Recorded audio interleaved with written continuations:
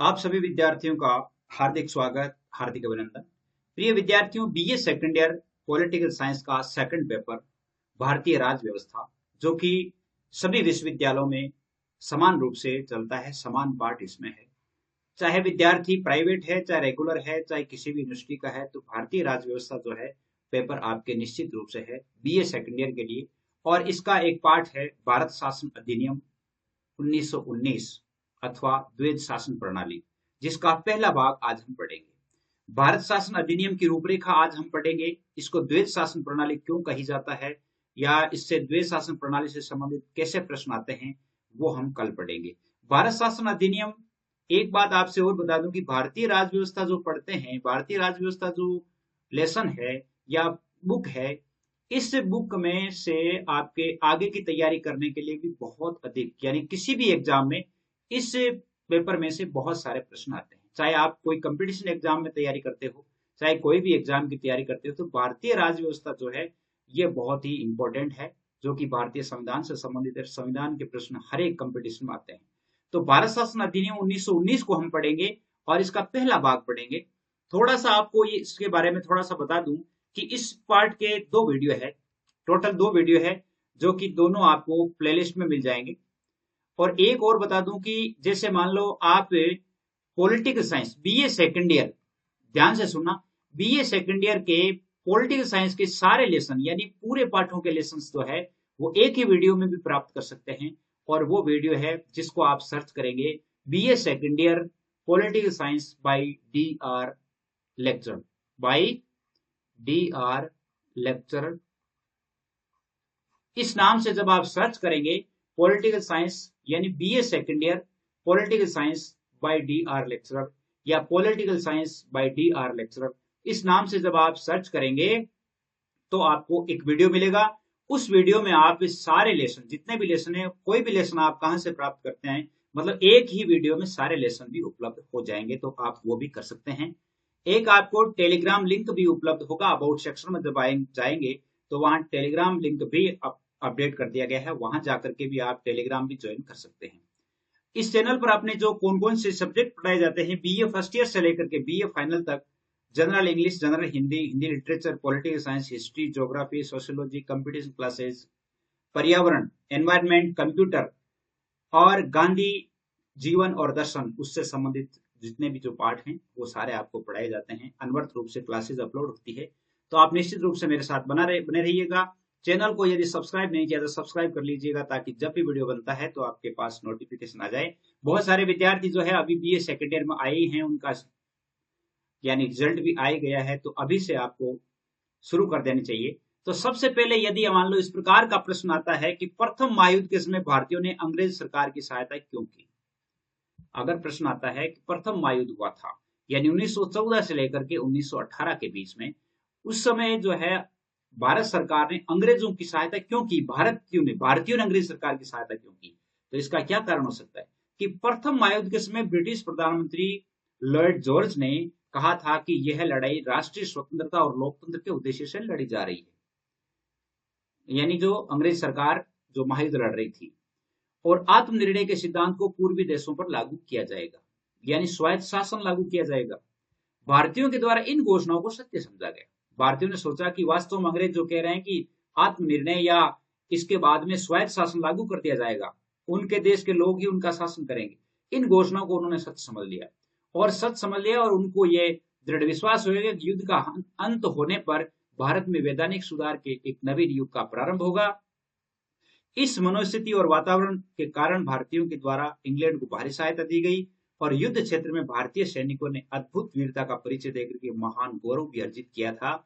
यानी प्रथम विश्व युद्ध जब हुआ था, प्रथम विश्व युद्ध के समय बात यहीं से शुरू होती है। प्रथम विश्व युद्ध हुआ तो भारत के लोगों ने अंग्रेजी सरकार की बहुत अधिक सहायता की। अगर वो जीते हैं, अगर मान लो उनकी कोई भी जीत हुई है, तो वो भारतीयों के बल पर हुई है। और भारतीयों ने ये सोचा कि जब ये युद्ध समाप्त हो जाएगा तो भारत को ये अपनी सरकार सौंप देंगे, और भारत के साथ में बहुत अच्छे अच्छे रूल लाएंगे, शासन अच्छा होगा, सुधार करवाएंगे। तो वो सारे के सारे सपने काफूर हो गए। और अंत में यदि एक प्रश्न आता है कि मॉन्टेस्क्यू घोषणा क्या है, मॉन्टेस्क्यू की घोषणा क्या है, इस पर टिप्पणी लिखिए। मान लो प्रश्न आता है मॉन्टेस्क्यू घोषणा, 20 अगस्त 1917 को जो घोषणा की गई। महायुद्ध के समय से निरंतर बदलती हुई परिस्थिति ने ब्रिटिश सरकार को इस बात के लिए विवश कर दिया कि उसके द्वारा भारतीय प्रशासनिक व्यवस्था में महत्वपूर्ण परिवर्तन करने की घोषणा की जाए। यानी महायुद्ध के समय जो बदल रही थी परिस्थितियां, उसी समय ब्रिटिश सरकार को भारतीयों ने यानी विवश कर दिया था कि भारतीय प्रशासनिक व्यवस्था में महत्वपूर्ण परिवर्तन करना जरूरी है। और नए भारत मंत्री थे मिस्टर मॉन्टेस्क्यू। मॉन्टेस्क्यू जिसको है प्रगतिशील दृष्टिकोण के थे। अतः उन्होंने उपयुक्त परिस्थितियों को दृष्टि में रखते हुए 20 अगस्त 1917 को घोषणा की, जिसे मॉन्टेस्क्यू घोषणा के नाम से जाना जाता है। 20 अगस्त 1917 को उन्होंने जो मॉन्टेस्क्यू घोषणा की थी, मॉन्टेस्क्यू घोषणा की थी, उसे किस नाम से जाना जाता है? मॉन्टेस्क्यू घोषणा के नाम से जाना जाता है। और इस घोषणा में क्या बातें की गई थी? एक बात तो थी, ब्रिटिश शासन का उद्देश्य भारत में उत्तरदायी शासन की स्थापना करना है। इस घोषणा की प्रमुख बातें थी। दूसरा था, उत्तरदायी शासन की स्थापना क्रमिक विकास के द्वारा ही संभव है, यानी क्रमिक विकास से हम उत्तरदायी शासन की स्थापना करेंगे। तीसरी थी, उत्तरदायी शासन की दिशा में प्रगति के प्रत्येक चरण का निर्णय ब्रिटिश सरकार ही कर सकती है, जिन पर भारतीय जनता की समृद्धि और भार का उत्तरदायित्व है। उत्तरदायी शासन की दिशा में प्रगति के प्रत्येक चरण का निर्णय मतलब किस प्रकार होगी, कितने समय में होगी, किस प्रकार भारतीयों को राज दिया जाएगा, इन सभी पर क्या है, उन्होंने कहा था कि ब्रिटिश सरकार ही उस पर विचार करेगी। और भारतीय जनता की समृद्धि और भारतीय जनता की समृद्धि का जो भार है वो उत्तरदायित्व ब्रिटिश सरकार पर है। तो उन्होंने कहा कि हम करेंगे। तो भारतीयों ने मान लिया कि बिल्कुल सही कर रहे हैं। चौथी इसकी बात थी, मॉन्टेस्क्यू घोषणा की कि ब्रिटिश सरकार इस दिशा में आगे बढ़ने का कार्य भारतीय जनता द्वारा इस संबंध में दिए गए सहयोग और उत्तरदायित्व के परिचय के आधार पर करेगी। एक चौथी बात यह थी, अगर मान लो भारतीय जनता जो है ब्रिटिश का कितना सहयोग देती है और अपना ब्रिटिश सरकार के प्रति अपना कितना उत्तरदायित्व समझती है, इस आधार पर हम तय करेंगे कि भारतीयों के लिए किस प्रकार की शासन व्यवस्था, उनमें क्या सुधार किया जाए और उसे जो स्वायत्त शासन है वो किस प्रकार दिया जाए। ये एक घोषणा पत्र था। और घोषणा पत्र में जहां एक और उत्साहवर्धक बात थी कि भारत में ब्रिटिश शासन का उद्देश्य उत्तरदायी शासन की स्थापना है, अतः इस बात से इनकार नहीं किया जा सकता कि 1917 की घोषणा से भारत शासन में विकास के एक नवीन युग का प्रारंभ हुआ था। इस घोषणा में पहली बार भारत में ब्रिटिश नीति का लक्ष्य घोषित किया गया था।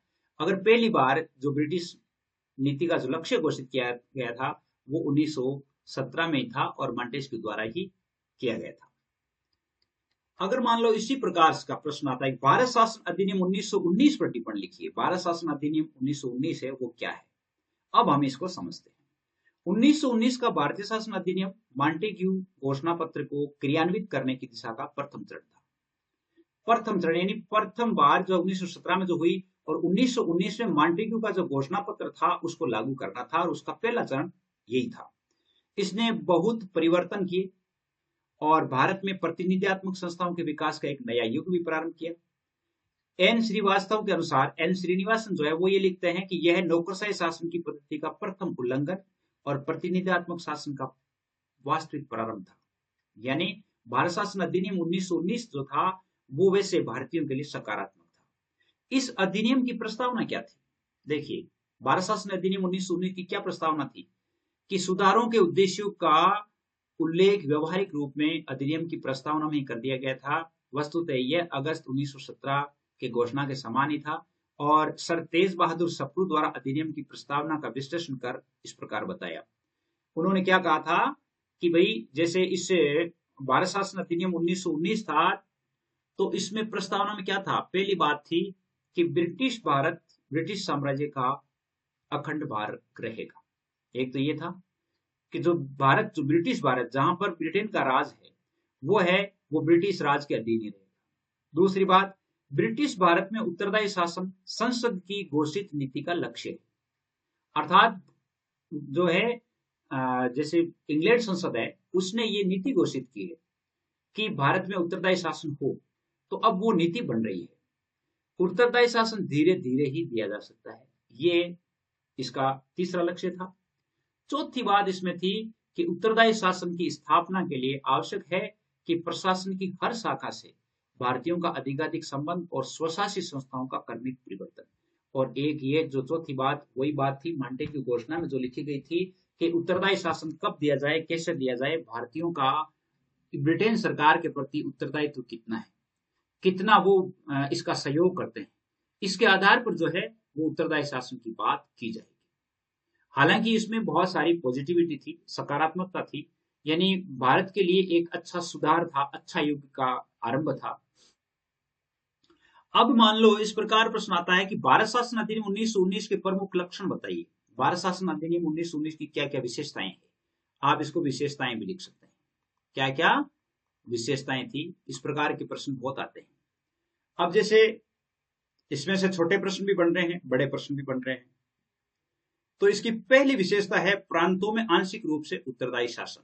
प्रांतों में 1919 के अधिनियम का सबसे अधिक महत्वपूर्ण लक्षण प्रांतों में आंशिक रूप से उत्तरदायी शासन की व्यवस्था करना था।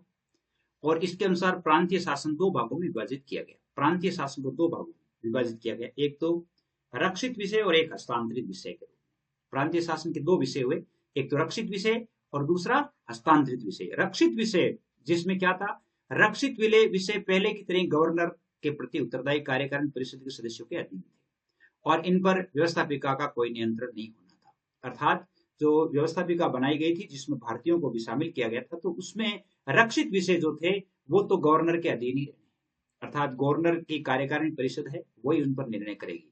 लेकिन कुछ जो है हस्तांतरित विषय है, और हस्तांतरित विषय जो है लोकप्रिय मंत्रियों को सौंप दिए गए, जो व्यवस्थापिका के निर्वाचित बहुमत में से चुने जाते थे, उनके प्रति ही उत्तरदायी होते थे। ये रक्षित विषय और हस्तांतरित विषय जो है ये थे। अब हस्तांतरित विषय क्या थे, रक्षित विषय क्या थे, आगे हम इसको देख लेंगे। प्रांतीय शासन को दो भागों में बांट देने की इस व्यवस्था को द्वैध शासन का नाम दिया गया। अगर मान लो ये प्रश्न आता है कि भारत शासन अधिनियम 1919 को द्वैध शासन अधिनियम क्यों कहा जाता है, तब आपको ये बताना है कि इसमें दो तरह के यानी प्रांतीय शासन है वो दो तरह से विभाजित किया गया, जिसमें पहला रक्षित विषय और दूसरा हस्तांतरित विषय। रक्षित विषय जो है गवर्नर के अधीन रखे गए, हस्तांतरित विषय है वो व्यवस्थापिका के जो निर्वाचित मंत्री थे उनको सौंप दिए गए। तो इससे क्या है कि इसको द्वैध शासन हो गया ना, दो तरह का शासन हो गया, दोहरा शासन हो गया, इसलिए इसको दोहरा शासन कहा गया था। अगर मान लो दूसरी इसकी व्यवस्था थी, यानी भारत शासन अधिनियम की दूसरी विशेषता थी प्रांतीय कार्यकारिणी परिषद में अधिक भारतीयों को संयुक्त करना। प्रांतीय जो कार्यकारिणी थी उनमें भारतीयों को ज्यादा से ज्यादा शामिल करना।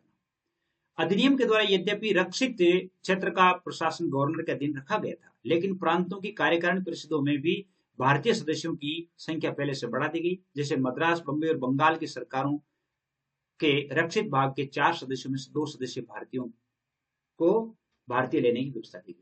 जैसे बंबई, मद्रास और बंगाल, बंबई, मद्रास और बंगाल, यहां पर जैसे 4 रक्षित सदस्यों की संख्या 4 थी, 4 में से 2 भारतीयों को लेने की व्यवस्था की गई। पहले तो पूरे के पूरे अंग्रेज लिए जाते थे, अब क्या है इस अधिनियम के बाद में 2 भारतीयों को लिया जाने लगा। और शेष 6 प्रांतों में जहां कार्यकारिणी परिषद को रक्षित भाग के लिए केवल 2 सदस्य होने थे, 1 भारतीय रखा गया। यानी 4 ऐसी थी जिनमें तो 3 ऐसी थी जिनमें तो 4 रखा गया, उनमें तो 2 भारतीय रखे गए, और 6 ऐसी थी जिनमें 2 सदस्य होने थे, जिनमें से भी 1 सदस्य भारत के रखे गए। यह इसका मतलब है कि कार्यकारिणी जितनी परिषद थी तो उनमें 50% भारतीयों को कर दिया गया। इन सदस्यों की नियुक्ति भारत मंत्री की सिफारिश पर ब्रिटिश सम्राट द्वारा की जाती थी। भारत मंत्री सिफारिश करता कि इस व्यक्ति को इस कार्यकारिणी में सदस्य के रूप में नियुक्त किया जाए, तो भारत मंत्री की सिफारिश के आधार पर ब्रिटेन का जो सम्राट था उसका जो है उसे ऑर्डर जारी हो जाता था। एक ये विशेषता थी। तीसरी विशेषता थी प्रांतीय विधान परिषदों का पुनर्गठन हुआ। प्रांतीय जो विधान परिषद थी उनका पुनर्गठन हुआ। कैसे? इस अधिनियम के द्वारा प्रांतीय विधान परिषदों का पुनर्गठन किया गया, उनकी संख्या में वृद्धि करते हुए बड़े प्रांतों की परिषदों में अधिक से अधिक 140 और छोटे प्रांतों में कम से कम 60 सदस्य रखने की व्यवस्था की गई। बड़े जो थे उनमें से 140 सदस्य थे और छोटे से छोटे थे उनमें 60 के रखने की व्यवस्था की गई। और इन सदस्यों में कम से कम 80% सदस्य निर्वाचित होने थे। 80% को निर्वाचित और 20% जो थे वो मनोनीत थे सरकार की तरफ से। तो सरकारी सदस्यों की संख्या 20% से अधिक नहीं हो सकती थी और शेष 10% गैर सरकारी सदस्य होते थे जिन्हें गवर्नर मनोनीत करता था।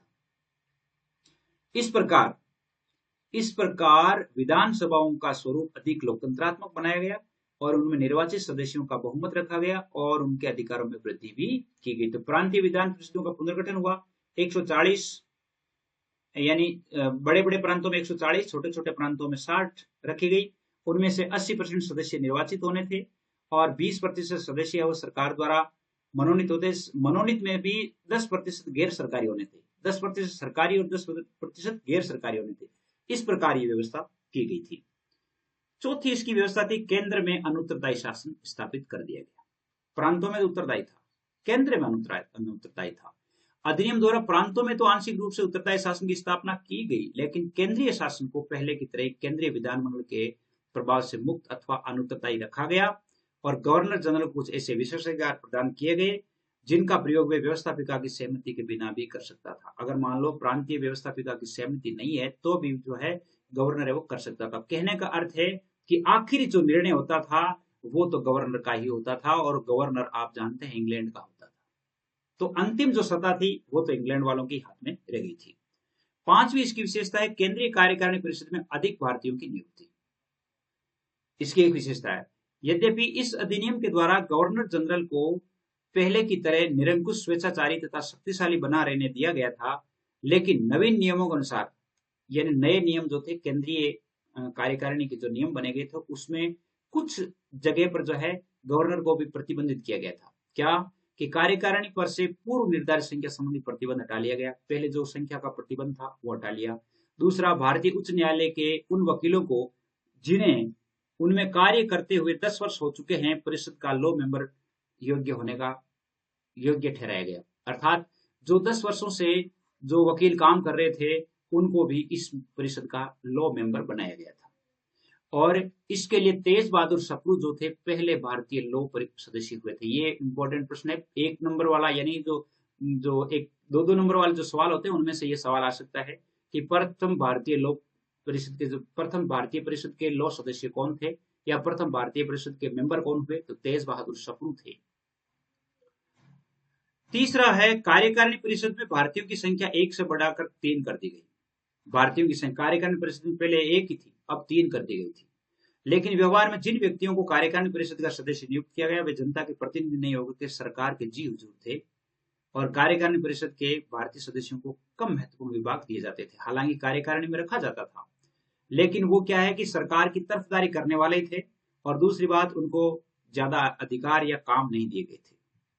भारत शासन अधिनियम की छठी विशेषता है कि द्विसदनात्मक केंद्रीय विधान परिषद सभा का निर्णय, द्विसदनात्मक केंद्रीय विधानसभा हो गई थी। इस अधिनियम द्वारा केंद्रीय क्षेत्र में एक सदनात्मक व्यवस्था के स्थान पर द्विसदनात्मक व्यवस्थापिका की स्थापना की गई। 2 सदन वाली व्यवस्थापिका हो गई, और इन दोनों सदनों के नाम थे केंद्रीय विधानसभा और राज्य परिषद। क्या नाम थे? केंद्रीय विधानसभा और राज्य परिषद रखे गए। केंद्रीय विधानसभा में तो 143 सदस्य होने थे, जिनमें से 103 का चुनाव होना था, और 40 जो सदस्य थे वो अलग थे, शेष 40 को मनोनीत करना था। मनोनीत सदस्यों में 25 सरकारी होने थे और 15 गैर सरकारी होते थे। अब देखिए, इसका केंद्रीय विधानसभा होती थी। केंद्रीय विधानसभा में कितने सदस्य होने थे? ये भारत शासन अधिनियम 1919 की बात है। इसको यदि हम समझना चाहें तो केंद्रीय विधानसभा में 143 सदस्य होते, 143 में से 103 का चुनाव होता, और 40 सदस्य शेष रह जाते हैं। 40 सदस्यों का मनोनयन होता। मनोनयन में से 25 तो सरकारी होते और 15 गैर सरकारी होते थे, और 103 पर तो चुनाव होना ही था। चुनाव में जो जीतता था वो उनका सदस्य होता था।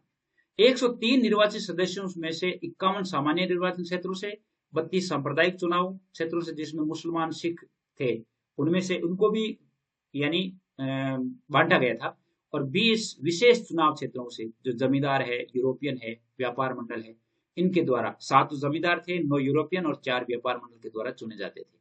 राज्य परिषद में 60 सदस्य होते थे, जिनमें 33 का चुनाव होता और 27 जो है वो मनोनीत होते थे। देखिए, ये बहुत इंपॉर्टेंट बात है। केंद्रीय विधानसभा में तो 143 में 103 का चुनाव, 40 मनोनीत, 40 में भी 25 सरकारी और 15 गैर सरकारी। 103 का जो निर्वाचन था उनमें भी सामान्य निर्वाचन में 51 थे, 32 सांप्रदायिक चुनाव वाले थे जिसमें मुसलमान है, सिख है, ये थे, जिसमें 30 और 2, 32 तो मुसलमानों के आने थे, 2 सिखों के आने थे। 20 जो है विशेष चुनाव क्षेत्रों वाले थे, जमींदार है, यूरोपियन है, व्यापार मंडल, उनमें से चुने जाते थे। और राज्य परिषद में 60 सदस्य होते, जिनमें 33 का चुनाव होता था और 27 का मनोनयन होता था। अब एक इसकी विशेषता है, भारतीय शासन पर गृह सरकार के नियंत्रण में कमी। भारतीय शासन पर जो गृह सरकार का जो नियंत्रण होता था उसको थोड़ा कम किया गया। मांटफोर्ड रिपोर्ट में भारतीय प्रांतीय और केंद्रीय शासन के परिवर्तनों को दृष्टि में रखते हुए भारतीय शासन पर गृह सरकार के नियंत्रण में शिथिलता का जो सुझाव दिया गया था उसे अधिनियम के अंतर्गत स्वीकार कर लिया गया था। यानी अब जो गृह सरकार का जो नियंत्रण था उसे कम किया गया और उसमें शिथिलता दे दी गई थी। गृह सरकार के नियंत्रण में कमी करने के लिए भारत मंत्री के अधिकारों में किसी प्रकार का औपचारिक परिवर्तन नहीं किया गया, परंतु यह आशा व्यक्त की गई कि समय के साथ साथ यह नियंत्रण कम हो जाएगा और आशा व्यक्त की गई कि प्रांतीय शासन के हस्तांतरित क्षेत्र में गृह सरकार द्वारा हस्तक्षेप नहीं किया जाएगा। प्रांतीय शासन में जो है वो गृह सरकार है वो हस्तक्षेप नहीं करेगी, ऐसा भी आश्वासन दिया गया। 8वीं इसकी विशेषता है भारत शासन अधिनियम की, भारत परिषद में परिवर्तन हुआ। क्या परिवर्तन हुआ? इस अधिनियम के अंतर्गत भारत परिषद को समाप्त करने की भारतीय मांग को तो स्वीकार नहीं किया गया, लेकिन भारत परिषद के गठन में परिवर्तन कर दिया गया। क्या परिवर्तन हुआ? इसमें कम से कम 8 और अधिक से अधिक 12 सदस्य नियुक्त करने की व्यवस्था की गई। कम से कम तो 8 होने हैं और अधिकतम 12 सदस्य होने हैं। इन सदस्यों में कम से कम आधे सदस्य ऐसे होने थे जो नियुक्ति की तिथि के समय से भारत में कम से कम 10 वर्ष रह चुके हो, अर्थात आधे सदस्य जैसे 12 सदस्य है, 12 में से 6 सदस्य ऐसे होने चाहिए जो 10 वर्षों से भारत में रह रहे हो और इस देश को अपनी नियुक्ति तिथि के 5 वर्ष से अधिक से पूर्व नहीं छोड़ा हो। अर्थात वहां आने से जैसे जो वकालत कर रहे हो या कोई नौकरी कर रहे हो 10 वर्ष जिनको रहने को हो चुका है। और इस परिषद का कार्यकाल 7 वर्ष से घटाकर के 5 वर्ष कर दिया गया। पहले भारत परिषद का कार्यकाल 7 वर्ष था 1919 से पहले, अब 1919 के बाद में 5 वर्ष कर दिया गया। लेकिन प्रत्येक सदस्य की आय बढ़ा करके 1000 पाउंड से 1200 पाउंड कर दी गई और भारतीय सदस्य के लिए 600 पाउंड के अतिरिक्त भत्ते की व्यवस्था भी की गई थी। भारत के जो सदस्य थे उनके लिए, यानी भारतीय सदस्य जो थे उनके लिए 6000 यानी 600 पाउंड की जो है अतिरिक्त भत्ते की व्यवस्था भी की गई थी। तो ये इसकी विशेषता थी। 9वीं इसकी विशेषता थी केंद्रीकरण से विकेंद्रीकरण, यानी सत्ता का केंद्रीकरण था उसको विकेंद्रित किया गया। अधिनियम के द्वारा प्रशासन और राजस्व के कुछ विषयों का विकेंद्रीकरण कर दिया गया, अर्थात उन्हें केंद्रीय सरकार के नियंत्रण से हटाकर प्रांतीय सरकारों में दे दिया गया। यानी केंद्रीय विषय थे तो केंद्रीय विषयों को राज्य सूची में शामिल कर दिया गया, जो लॉर्ड कर्जन के समय में चरमोत्कर्ष पर पहुंच गई थी। प्रांतों को प्रथम बार ऋण लेने तथा कर लगाने का अधिकार भी प्रदान किया गया। देखो बहुत इंपॉर्टेंट प्रश्न है, यानी प्रांतों को प्रथम भारत शासन जो ब्रिटिश शासन के दौरान प्रांतों को प्रथम बार ऋण लेने और कर लगाने का अधिकार कब दिया गया? भारत शासन अधिनियम 1919 के अंतर्गत।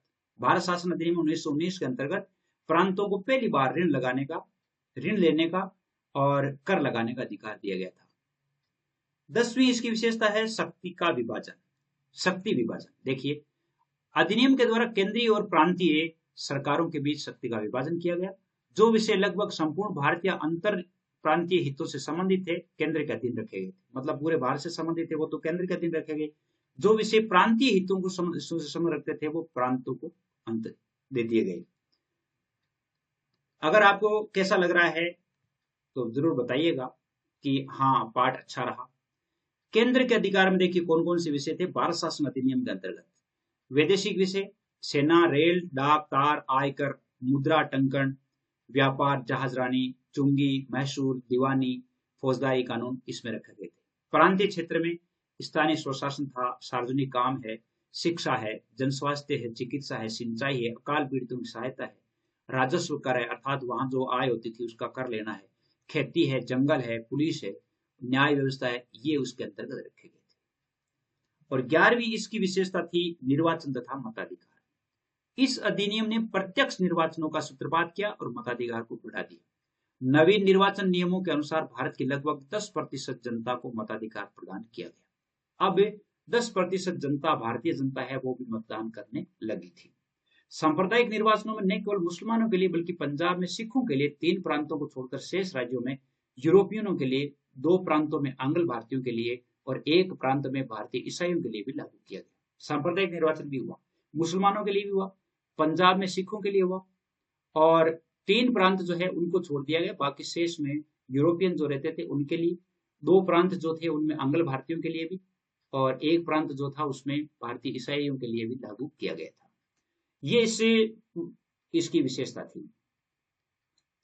और एक विशेषता है और नरेश मंडल की स्थापना की गई। नरेश मंडल की स्थापना, अगर मान लो प्रश्न आ जाता है कि नरेश मंडल की स्थापना कब की गई, तो 8 फरवरी 1921 को। कब की गई थी? 8 फरवरी 1921 को। मानफोर्ड रिपोर्ट में देशी राजाओं के महत्व को ध्यान में रखते हुए एक नरेश मंडल के निर्माण का सुझाव दिया गया। सुझाव किसने दिया था? मानफोर्ड रिपोर्ट आई थी, उस रिपोर्ट में राजाओं ने कहा था कि एक नरेश मंडल की स्थापना की जाए। तो नरेश मंडल की स्थापना का सुझाव तो राजाओं ने दिया था और मानफोर्ड रिपोर्ट में यह बात लिखी गई थी। इसलिए 8 फरवरी 1921 को दिल्ली में नरेश मंडल की स्थापना की गई थी। इस मंडल की कुल सदस्य संख्या 121 थी। कितनी थी? 121, जिनमें से 109 तो अधिक महत्वपूर्ण देशी रियासतों के प्रतिनिधि थे और 12 सदस्य कम महत्वपूर्ण रियासतों के प्रतिनिधि थे। 109 तो बहुत ही इंपॉर्टेंट रियासतें थी और 12 जो है वो छोटी रियासतें थी। इस मंडल का प्रधान वायसराय था और मंडल वास्तव में एक परामर्शदाता सभा के समान था। 121 यानी 109 यानी 121 आदमी थे जो गवर्नर को अपनी सहायता यानी अपना परामर्श देते थे। परामर्श के आधार पर भारत के लिए जो है यूं कह सकते हैं कि एक अच्छा सुझाव भी देते थे कि भारतीयों के लिए इस प्रकार किया जाए। 13वीं इसकी विशेषता थी संक्रमणकालीन उपाय। 1919 का अधिनियम स्पष्ट एक प्रयोग और संक्रमणकालीन एक अल्पकालीन उपाय था। ब्रिटिश संसद में भाषण देते हुए मिस्टर मॉन्टेग्यू ने कहा था, यह तो अंतरकालीन उपाय है। भारत पर ब्रिटिश शासन और भारतीय जनता के प्रतिनिधियों द्वारा शासन के बीच में यह एक प्रकार का पुल है। अर्थात भारत के जो जनता के प्रतिनिधि है और ब्रिटिश संसद है, इनके बीच में एक पुल है। इसके माध्यम से भारत की स्थितियों को जाना जा सकता है। तो ये जो शासन था, अधिनियम था, वो भारत के लिए अच्छा रहा। अगर मान लो ऐसा प्रश्न आ जाता है कि भारत शासन अधिनियम 1919 द्वारा प्रांतीय शासन क्षेत्र में क्या परिवर्तन किए गए, प्रांतीय शासन क्षेत्र में क्या परिवर्तन किए गए, तो 1919 के अधिनियम द्वारा सबसे अधिक महत्वपूर्ण क्रांतिकारी परिवर्तन है वो प्रांतों में आंशिक उत्तरदायी शासन की स्थापना के रूप में किया गया। और इसकी स्वायत्ता के लिए दो महत्वपूर्ण बातें थी। एक तो उच्च सतह के नियंत्रण से स्वतंत्रता हो गई, दूसरा जनता के प्रति शक्ति का हस्तांतरण हो गया। ये दो बातें जो है वो महत्वपूर्ण थी प्रांतीय शासन के लिए। अब इसमें क्या हुआ, 1919 के अधिनियम द्वारा प्रशासन के विषयों और आय की मदों को दो केंद्रीय प्रांतों में बांटा गया था। इसमें केंद्रीय विषय थे और प्रांतीय विषय थे। केंद्रीय विषयों में सेना के तीनों अंग थे, विदेश, देशी राज्य संबंध, रेल, सैन्य महत्व, संचार साधन, डाक, तार, मुद्रा, टंकन, सार्वजनिक ऋण, सार्वजनिक राजस्व, दीवानी, फौजदारी कानून पद्धति, चर्च आदि से संबंधित धार्मिक व्यवस्था, अखिल भारत की नौकरियां, वैज्ञानिक, औद्योगिक अनुसंधान, केंद्रीय और संस्थाएं, वे सब जो स्पष्ट रूप से प्रांतीय विषय नहीं घोषित किए हो, अर्थात प्रांतीय विषय जो जिनको घोषित नहीं किया गया था उनको केंद्रीय विषय में रखा गया और प्रांतीय विषयों में इनको रखा गया। देखिए, स्थानीय स्वशासन, शिक्षा, चिकित्सा, सार्वजनिक स्वास्थ्य, सार्वजनिक निर्माण, कृषि, उद्योग धंधों का विकास, आबकारी, पशु चिकित्सा, अकाल सहायता, मालगुजारी, प्रशासन, ये सारे के सारे किसमें रखे गए थे? प्रांतीय विषय में रखे गए थे। और अवशिष्ट शक्तियां, मतलब इनसे भी जो बच गई थी वो सारी शक्तियां गवर्नर जनरल के हाथ में थी। प्रांतीय विषयों के प्रशासन में देव शासन व्यवस्था अपनाई गई, यानी द्वैत शासन व्यवस्था है वो इसमें अपनाई गई थी। इसी को द्वैत शासन कहा जाता है। अब द्वैत शासन में क्या क्या और व्यवस्थाएं रह गई थी वो हम पार्ट 2 में जरूर पढ़ेंगे। मैं बताता हूं कि आप निश्चित रूप से मुझे बताइएगा कि आपको कैसा लगा, यानी आपको ये पढ़ करके कितना समझ में आया। क्या इसी प्रकार अनवरत रूप से हमें क्लासेस अपलोड करनी चाहिए या थोड़ा अलग से किसी तरह का यानी मतलब परिवर्तन किया जाना चाहिए, तो जरूर मुझे कमेंट में बताइएगा।